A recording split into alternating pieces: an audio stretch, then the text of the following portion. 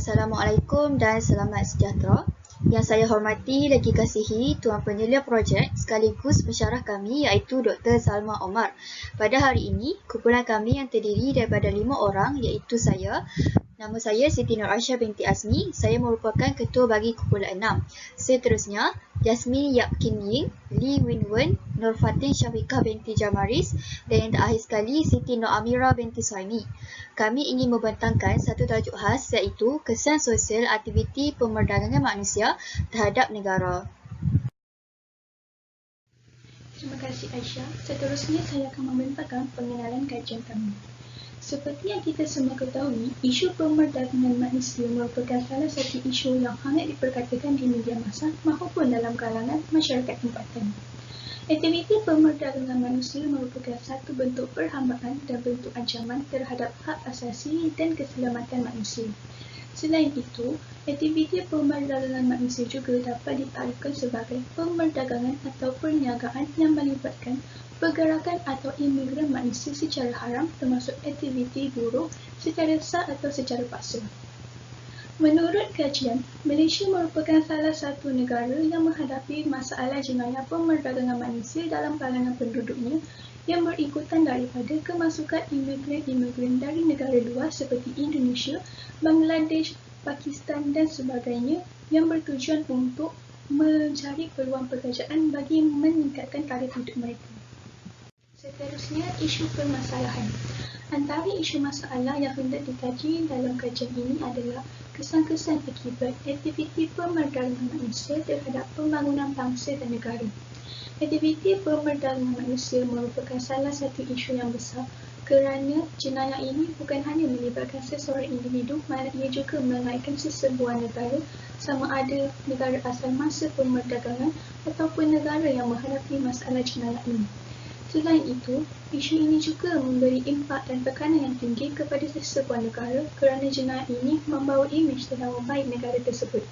Oleh itu, kita haruslah memandang serius terhadap isu ini kerana jenayah ini memberi kesan kepada masa pemerdagangan sama ada secara fizikal atau mental. Seterusnya, saya akan membentangkan bentuk-bentuk pemerdagangan manusia. Jenayah pemerdagangan manusia membawa kepada pengeksploitasian terhadap mangsa melalui pelbagai cara. Mangsa terpaksa hidup dengan cara yang ditentukan oleh pemangsa dan selalunya menerima layanan yang kejam dan tidak berperi kemanusiaan. Terdapat 6 bentuk pemerdagangan manusia. Yang pertama, eksploitasi seks.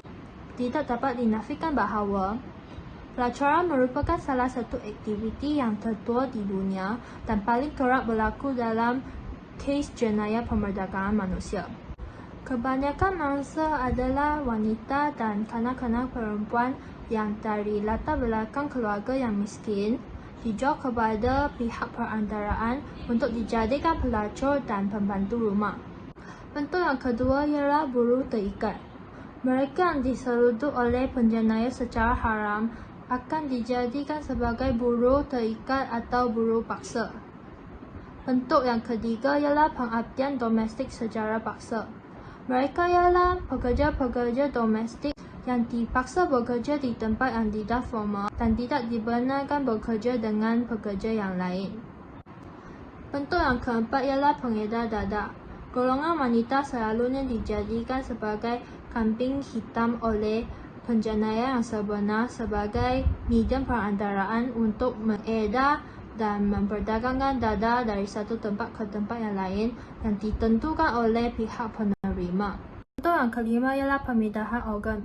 Kegiatan haram ini mendapatkan sumber organnya daripada penduduk di negara-negara yang miskin dan mundur dengan cara penyeludupan haram atau dengan mengeksploitasi mangsa secara dalam negara. Yang seterusnya, pemerdagangan bayi.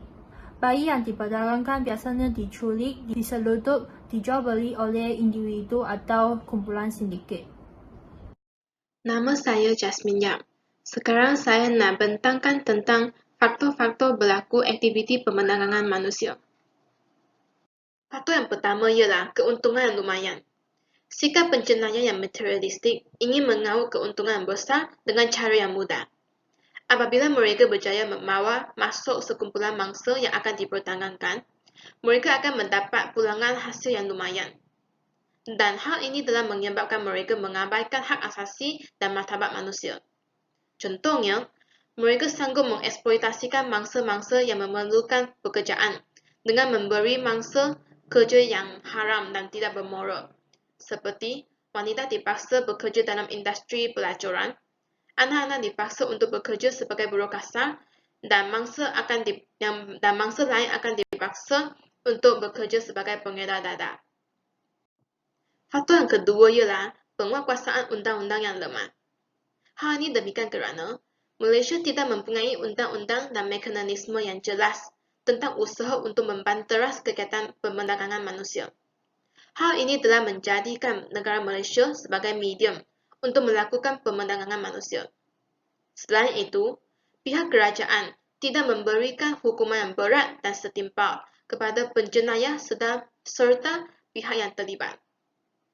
Penguatkuasaan undang-undang yang lemah turut menyebabkan penjenayah tidak serik dengan perbuatan mereka, malah akan mengulangi kesalahan yang sama serta mengundang lebih ramai orang untuk melibatkan diri dalam kegiatan ini. Faktor yang ketiga ialah kewujudan sindiket yang berleluasa. Aktiviti perdagangan manusia merupakan aktiviti yang melanggarkan undang-undang dan penjenayah memerlukan satu tempat untuk mengumpul mangsa-mangsa dan mengeksploitasikan mereka ke negara lain. Sindiket akan menggambarkan sebagai agensi pekerjaan yang sah dengan berniat untuk membantu buruh asing. Sindiket juga memerlukan satu tempat untuk mengatur kemasukan barangan penduduk dan juga mengumpulkan mangsa dengan penuh hela dan terancam. Tempat berkumpul sindiket akan sentiasa berubah. Sindiket juga akan memaksa orang lain untuk bekerja dengan mereka untuk menipu dan mengumpul mangsa-mangsa lain. Faktor yang keempat ialah kemiskinan. Kebanyakan mangsa mempunyai tanggungjawab untuk menjaga dan menanggung kos perbelanjaan sekeluarga. Kemiskinan di negara asal mangsa-mangsa menyebabkan mereka ingin mengubah taraf hidup mereka dan masa depan mereka. Walau bagaimanapun, terdapat ejen-ejen khas yang kejam untuk mengambil kesempatan apabila mereka mengetahui situasi mangsa-mangsa tersebut dengan memberi janji manis kepada mangsa untuk menarik minat mereka supaya mereka mengikut penjenayah berhijrah ke negara lain untuk bekerja. Terdapat juga sesetengah mangsa yang ditipu untuk membuat pekerjaan yang melanggarkan undang-undang serta tidak bermoral. Faktor yang kelima ialah kurang pengetahuan tentang aktiviti perdagangan manusia. Kebanyakan mangsa yang terlibat dalam aktiviti ini adalah dalam kategori taraf pendidikan mereka yang lebih rendah. Taraf pendidikan di kampung adalah lebih rendah jika kita berbanding dengan bandar yang lebih maju. Oleh itu, penduduk di kampung telah menjadi target sindiket kerana mereka mudah ditipu. Sindiket akan memujuk mereka untuk berhijrah ke negara yang lebih maju supaya mendapat taraf hidup yang lebih baik daripada kampung. Terdapat juga sindiket yang menggunakan nombor telefon bimbit mangsa melalui aplikasi seperti WhatsApp dan Facebook untuk memujuk dan menipu mangsa untuk berhijrah ke negara lain untuk bekerja. Faktor seterusnya ialah pertumbuhan ekonomi yang maju. Kebanyakan mangsa yang telah mengalami pergolakan politik dan ekonomi di negara mereka. Keadaan ini telah menyebabkan negara mereka kekurangan peluang pekerjaan. Oleh itu, mangsa-mangsa seperti di Vietnam, Myanmar akan ingin datang ke negara lebih maju dan mempunyai lebih banyak peluang pekerjaan untuk mencari pekerjaan, seperti mereka datang ke negara Malaysia untuk mencari pekerjaan. Faktor akhir ialah kawalan sempadan yang lemah. Hal ini demikian kerana kekurangan latihan profesional yang diberikan kepada pihak berkuasa tempatan untuk meningkatkan tahap kesedaran mereka apabila mereka sedang mengendalikan kegiatan perdagangan manusia. Sikap pihak berkuasa yang lalai dan cuai telah mengundang kepada perluasan kegiatan perdagangan manusia. Terdapat sesetengah pihak berkuasa yang bersikap tamak dan tidak bertanggungjawab telah menerima rasuah daripada sindiket untuk tidak menghalang mereka daripada menjalankan aktiviti tersebut. Saya ingin menyambung pembintangan yang berikutnya iaitu mengenai hukuman perdagangan manusia. Hukuman perdagangan manusia yang dikenakan ke atas kesalahan pemerdagangan manusia ialah hukuman penjara tidak lebih 15 tahun dan boleh dikenakan denda. Hukuman ini dikenakan atas kesalahan memperdagangkan orang yang bukan merupakan seorang kanak-kanak atas tujuan eksploitasi. Eksploitasi ialah perbuatan mengambil kesempatan terhadap seseorang secara tidak adil untuk kepentingan diri sendiri. Hukuman yang seterusnya ialah hukuman penjara tidak kurang daripada 3 tahun tetapi tidak melebihi 20 tahun serta boleh dikenakan denda. Hukuman ini dikenakan oleh kesalahan memperdagangkan manusia yang bukan merupakan seorang kanak-kanak bertujuan untuk mengeksploitasikan satu atau banyak cara seperti ancaman, penggunaan kekerasan, bentuk paksaan yang lain, pembelarian, penyalahgunaan kuasa, penyalahgunaan kedudukan orang yang berasa dedah kepada perbuatan perdagangan, serta pemberian atau penerimaan faedah untuk memperoleh kerelaan seseorang yang mempunyai kawalan ke atas mangsa yang diperdagangkan. Selain itu, hukuman penjara tidak kurang 3 tahun, tetapi tidak melebihi 20 tahun serta boleh dikenakan denda. Hukuman ini dikenakan atas kesalahan memperdagangkan manusia yang merupakan seorang kanak-kanak, iaitu eksploitasi di bawah Seksyen 14. Hukuman yang berikutnya yang dikenakan atas kesalahan pemerdagangan manusia ialah hukuman penjara tidak lebih 15 tahun dan boleh dikenakan denda atau kedua-duanya sekali. Hukuman ini dikenakan bagi kesalahan menjalankan penyeludupan migran mengikut Seksyen 26A. Hukuman yang terakhir ialah hukuman penjara tidak kurang 3 tahun tetapi tidak lebih 20 tahun dan boleh dikenakan denda atau kedua-duanya. Hukuman ini jatuhkan terhadap kesalahan penyeludupan migran yang lebih berat yang melibatkan berniat untuk mengeksploitasi migran yang diseludup itu selepas kemasukannya ke dalam negara penerima. Selain itu, mangsa-mangsa tersebut dilayan dengan kejam, tidak berperi kemanusiaan atau menjatuhkan maruah dan kelakuan sedikit itu boleh menimbulkan risiko kematian, kemudaratan yang serius terhadap mangsa tersebut. Seterusnya, saya akan membentangkan mengenai kesan sosial aktiviti pemerdagangan manusia terhadap negara. Seperti yang diketahui, kesan sosial aktiviti pemerdagangan manusia terhadap negara merupakan satu isu yang penting untuk kita memberi penekanan kepada sesiapa sahaja dan di mana-mana sahaja, bahkan di tempat-tempat yang lain. Saya telah menggariskan 7 kesan sosial aktiviti pemerdagangan manusia terhadap negara dalam hasil kajian ini, iaitu yang pertama adalah melonjakkan masalah sosial yang tinggi dalam kalangan masyarakat. Kebanyakan wanita yang menjadi mangsa ditempatkan di pusat pelacuran, hotel, rumah urut, rumah persendirian, tapak binaan, ladang dan bot nelayan yang bertujuan untuk melakukan aktiviti sosial seperti seks bebas dan pelacuran.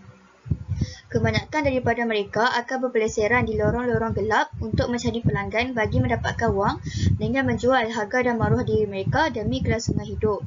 Namun, jika dipandang dari sudut yang lebih serius, wanita dan kanak yang menjadi mangsa aktiviti pemerdagangan di negara kita diketuai oleh masyarakat negara kita sendiri. Kesan yang kedua adalah peningkatan penyakit berjangkit. Penularan penyakit berjangkit seperti TB, kelamin dan hepatitis.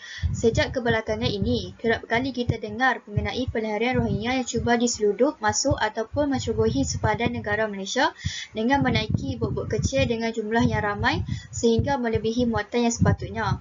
Umum mengetahui bahawa hampir kesemua daripada pelarian Rohingya tidak diberikan layanan yang elok di negara mereka di mana mereka tidak disuntik vaksin ketika kecil dan kita juga tidak mengetahui status kesihatan mereka ketika mereka datang ke sini. Akibat daripada isu itu, kita mungkin akan berdepan dengan penularan wabak penyakit berjangkit yang sangat serius seperti COVID-19 jika kita bergaul bebas dengan masyarakat Rohingya. Kesan yang ketiga adalah mengancam keselamatan sosial, kestabilan dan keamanan negara. Tidak dapat disangka lagi apabila kita sendiri dapat melihat pendatang asing tanpa izin membanjiri bandar-bandar utama di negara kita seperti Kuala Lumpur. Isu kebanjiran warga asing sememangnya menjadi tumpuan dan buah mulut oleh orang awam pada setiap tahun kerana isu ini bukanlah satu isu yang mudah tetapi haruslah dipandang amat serius disebabkan situasi ini amat membimbangkan. Terdapat lebih kurang 2.5 juta pekerja asing berdaftar dan mempunyai pas daripada Jabatan Imigresen direkodkan. Hal ini dapat dibuktikan tak kala musim perayaan tiba, terutamanya di ibu kota iaitu Kuala Lumpur, pendatang asing tanpa izin bebas keluar dalam jumlah yang ramai di kawasan persekitaran ibu kota seolah-olah ibu kota kita sebagai negara mereka. Malah mereka juga turut membuang sampah di merata-rata tempat tanpa menghiraukan apa-apa. Ada kalanya pula penduduk di Malaysia pula yang berasa takut melihat mereka dalam jumlah yang ramai. Kesan yang seterusnya adalah timbul rasa kebencian penduduk. Majoriti pendatang asing tanpa izin memonopoli pekerjaan terutamanya dalam sektor ekonomi di negara Malaysia. Kebanyakan daripada pendatang asing tanpa izin tidak memikirkan sangat mengenai jenis pekerjaan dan mereka sanggup melakukan apa sahaja kerja walaupun dibayar dengan gaji yang murah. Hal ini telah menyebabkan mereka lebih digemari untuk diambil bekerja oleh majikan kerana beranggapan dapat mengambil upah murah berbanding mengambil upah rakyat tempatan demi menyebabkan kos pengeluaran dan meningkatkan untung jualan mereka. Jumlah pekerja asing aktif terkini adalah sebanyak 2.3 juta orang yang merakumi 14.74% daripada jumlah keseluruhan 15.6 juta tenaga buruh di Malaysia. Sememangnya jumlah ini amat membimbangkan apabila kadar pengangguran di Malaysia meningkat dari tahun ke tahun hingga menyebabkan hampir majoriti lepasan universiti yang mempunyai diploma ataupun ijazah sarjana muda menganggur kerana tidak dapat kerja. Kesan yang kelima adalah demografi penduduk. Isu kebanjiran warga asing bukan sahaja memberi kesan kepada sektor ekonomi di Malaysia, malah turut memberikan kesan yang negatif kepada demografi penduduk di Malaysia. Asyap kali kita dengar bahawa isu pendatang asing tanpa izin yang menyewa kawasan perumahan yang disediakan oleh kerajaan seperti projek perumahan rakyat PPR. Ramai di kalangan pemilik unit PPR menyewakan premis mereka kepada pihak ketiga termasuk warga asing. Jika dilihat daripada sudut pembinaan negara dan bangsa, sebagai rakyat Malaysia, kita haruslah menghargai hak keistimewaan yang disediakan oleh pihak kerajaan sehabis yang baik tanpa mengambil kesempatan terhadap kebaikan yang kita perolehi daripada keistimewaan tersebut. Segala tingkah laku dan perbuatan kita akan mencerminkan sifat dan jati diri kita terhadap negara Malaysia. Pendatang asing tanpa izin mungkin akan tidak menghormati dan beranggapan bahawa kita ini selalu mengambil mudah. Kesan yang keenam adalah menggugat keselamatan dalam negeri. Terdapat sebanyak 42,451 kes jenayah yang melibatkan warga asing telah direkodkan dari tahun 2016 hingga Ogos tahun ini. Misalnya, kes jenayah yang banyak dilakukan oleh warga asing adalah mencuri, pecah rumah dan mencuri motosikal.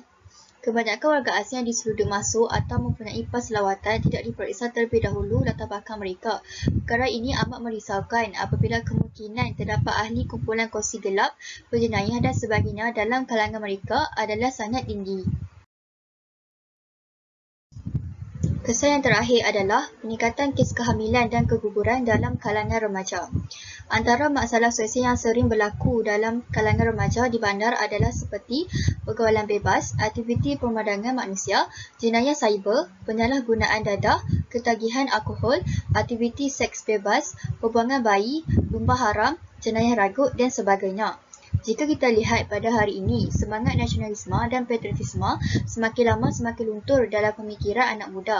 Hal ini mungkin disebabkan mereka tidak mengalami dan merasai susah payah para pemimpin, para pejuang dan rakyat terdahulu dalam membebaskan tanah Melayu dari cengkaman dan belenggu penjajah. Oleh disebabkan itu, mereka tidak langsung cuba untuk memahami dan menghayati erti sebenar kemerdekaan sehingga sanggup melakukan aktiviti yang tidak bermoral tanpa menghiraukan langsung nama tanah air mereka.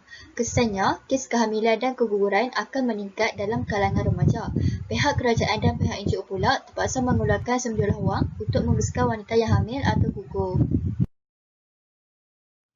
Perkara seterusnya yang ingin saya bentangkan ialah cabaran yang dihadapi oleh pihak berkuasa untuk menangani aktiviti pemerdagangan manusia. Cabaran yang dihadapi oleh pihak berkuasa dalam menangani aktiviti pemerdagangan manusia ialah kerjasama mangsa sebagai saksi. Mangsa yang terlibat dalam aktiviti penyeludupan biasanya tidak mempercayai pihak polis semasa pada negara asal mereka. Hal ini kerana kebanyakan mangsa daripada aktiviti pemerdagangan manusia beranggapan pihak berkuasa tempatan akan menahan dan menghantar mereka pulang semula ke negara asal mereka selepas mengetahui status kewarganegaraan mereka dan merasa amat takut serta gelisah untuk memberitahu perkara yang sebenar. Tambah pula, ada segelintir daripada kalangan mangsa-mangsa yang tidak mahu mengaku bahawa mereka sebenarnya adalah mangsa aktiviti pemerdagangan. Oleh itu, pihak berkuasa tempatan mungkin akan mengambil kesukaran dan mengambil masa yang lama untuk mengenal pasti mangsa-mangsa aktiviti pemerdagangan manusia dalam kalangan tahanan. Cabaran pihak berkuasa yang seterusnya ialah gejala rasuah dalam kalangan pihak berkuasa. Amal rasuah merupakan tindakan duri dalam daging terhadap keselamatan negara. Kegiatan rasuah ini biasanya berlaku apabila pihak berkuasa tempatan mengurus kes kemasukan dan pengendalian pekerja asing ke Malaysia. Kebiasaannya, Kementerian Dalam Negeri, Jabatan Imigresen serta Kementerian Sumber Manusia merupakan individu yang terlibat dalam kegiatan rasuah ini. Cabaran yang ketiga ialah masalah kewangan. Pihak berkuasa perlu mengeluarkan sejumlah wang yang agak besar bagi memberikan perlindungan kepada mangsa pemerdagangan manusia yang ditempatkan di pusat perlindungan. Pihak berkuasa juga bertanggungjawab memberi makan dan minum kepada mangsa-mangsa yang ditempatkan di pusat perlindungan sebelum mereka dihantar balik ke negara asal mereka. Oleh itu, pihak berkuasa perlu membelanjakan sejumlah wang ke atas mangsa-mangsa pemerdagangan manusia. Cabaran yang terakhir dihadapi oleh pihak berkuasa ialah kebocoran maklumat. Kebocoran atau kehilangan maklumat yang dikumpul dan dirancang oleh pihak berkuasa dapat mengganggu sistem operasi pihak berkuasa seperti agensi penguatkuasaan maritim dalam membantas kegiatan jenayah pemerdagangan manusia.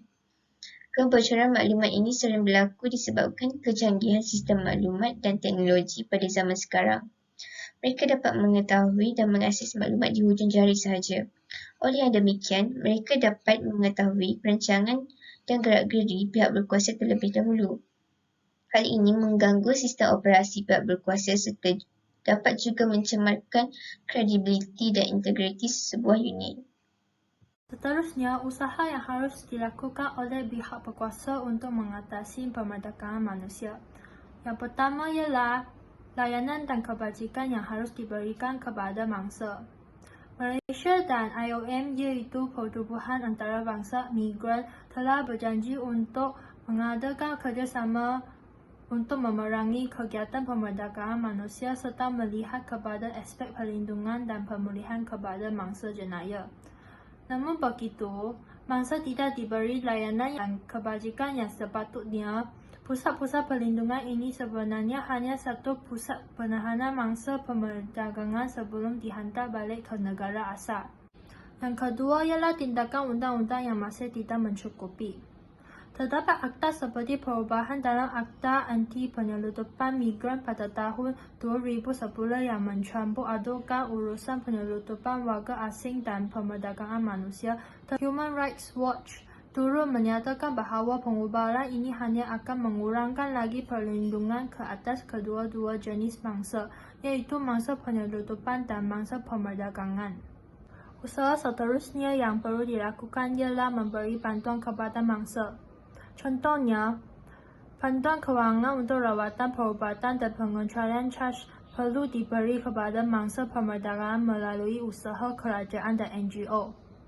Kos untuk rawatan mereka boleh dirancang oleh pihak berkuasa kerajaan dan NGO dengan mengumpulkan dana daripada anggota masyarakat. Penubuhan organisasi untuk menguruskan anak-anak masa pemerdagangan juga perlu diwujudkan. Hal ini kerana sebilangan besar mangsa pemerdagangan merupakan mangsa eksploitasi seks. Apabila mereka terpaksa menjalankan hubungan seks tanpa perlindungan, mereka berkemungkinan besar untuk hamil.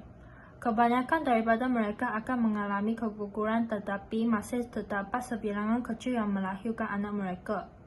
Apabila mereka tidak mempunyai keupayaan untuk menyara anak, kes pembuangan bayi akan meningkat. Sekiranya terdapat rumah anak yatim yang dapat membantu menjaga anak mereka dan organisasi yang beri latihan dan mencari peluang pekerjaan untuk mangsa pemerdagangan, kes pembuangan bayi dapat dikurangkan. Terima kasih Li Wen atas perbuatannya sebentar tadi. Seterusnya saya akan membentangkan penutup bagi kajian ini. Kesimpulannya, kita tidak seharusnya menjadi masyarakat yang hanya mementingkan diri sendiri dan tidak mengambil peran serta menyerahkan tugas bagi mengatasi masalah jenayah pemerdagangan manusia kepada pihak berkuasa tanpa bekerjasama untuk membantu mereka bagi mengekang masalah jenayah ini dari terus berleluasa di Malaysia. Selain itu, kerjasama yang jitu dan semangat yang berkobar-kobar juga merupakan salah satu pemangkin utama bagi mengatasi masalah ini. Akhir sekali, sebagai rakyat Malaysia, kita haruslah mempunyai semangat nasionalisme yang tinggi dan jati diri yang teguh agar kedaulatan negara dapat dipertahankan seterusnya meletakkan Malaysia sebagai sebuah negara yang dikagumi dan dihormati di peringkat dunia. Akhir sekali, sebagai rakyat Malaysia yang sayang akan negaranya, perlulah kita mengetahui bahawa kekuatan sesebuah negara adalah tertakluk kepada keutuhan semangat cinta akan negara setiap rakyat kepada tanah airnya. Dengan tidak mempunyai semangat patriotisme yang tinggi, negara kita akan berada di ambang kemusnahan. Mantan Perdana Menteri Malaysia iaitu Tun Dr. Mahathir Mohamad pernah berkata bahawa mengisi kemerdekaan itu lebih sukar daripada menuntut kemerdekaan. Oleh itu, kita haruslah meletakkan semangat patriotisme sebagai tunjang utama negara kita demi keteguhan dan keampuhan negara Malaysia untuk mengelakkan masalah yang disebut di atas. Masyarakat luar negara mungkin beranggapan bahawa kita mungkin tidak mempunyai nilai moral yang tinggi ataupun mempunyai rasa belas kasihan kepada mangsa apabila isu aktiviti pemandangan manusia sangat jelas ditentang di seluruh pelosok dunia. Oleh itu, sebagai rakyat Malaysia yang prihatin, adalah baiknya jika kita tidak terlibat langsung ataupun cuba-cuba untuk terlibat dalam aktiviti sedemikian. Itu saja laporan dan pembatangan daripada kami berlima. Sekian, terima kasih.